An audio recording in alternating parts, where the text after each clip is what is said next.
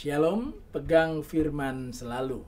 Hari ini kita akan berbicara mengenai tahapan kasih yang didasarkan pada kebenaran firman Tuhan, yaitu di Injil Matius pasal yang ke-22 ayat 37 sampai dengan ayat yang ke-40. Demikian bunyi firman Tuhan. Jawab Yesus kepadanya, "Kasihilah Tuhan Allahmu dengan segenap hatimu dan dengan segenap jiwamu dan dengan segenap akal budimu. Itulah hukum yang terutama dan yang pertama. Dan hukum yang kedua yang sama dengan itu ialah kasihilah sesamamu manusia seperti dirimu sendiri. Pada kedua hukum inilah tergantung seluruh hukum Taurat dan kitab para nabi."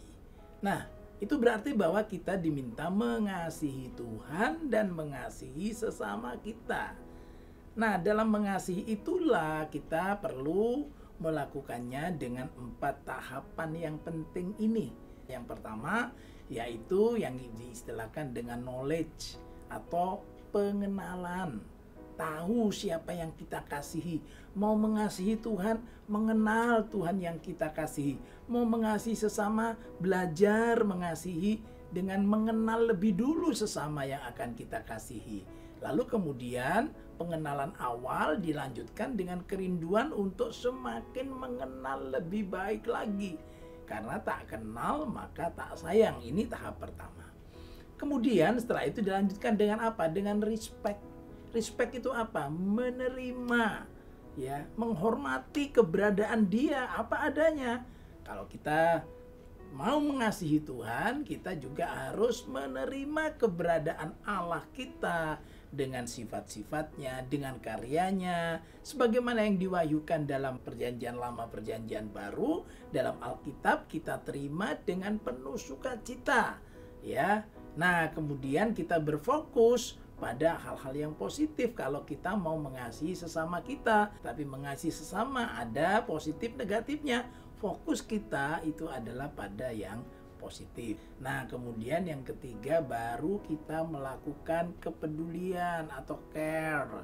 Dengan cara apa? Kalau terhadap Tuhan, ya tentu kita menaati perintahnya. Kalau dengan manusia, ya kita layani mereka. Apa yang mereka butuhkan, kita coba sediakan sesuai kemampuan kita.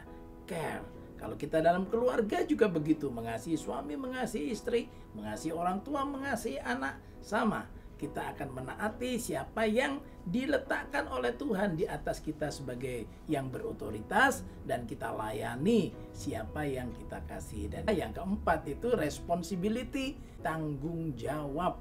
Ya, di situ ada komitmen. Dengan Tuhan kita ada komitmen. Suami istri ada komitmen. Berjemaat juga berkomitmen.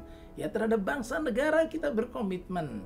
Dan kemudian setelah kita berkomitmen, komitmen itu terus jalan secara acak, secara konsisten sampai selama-lamanya.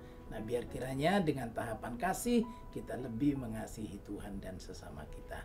Tuhan memberkati.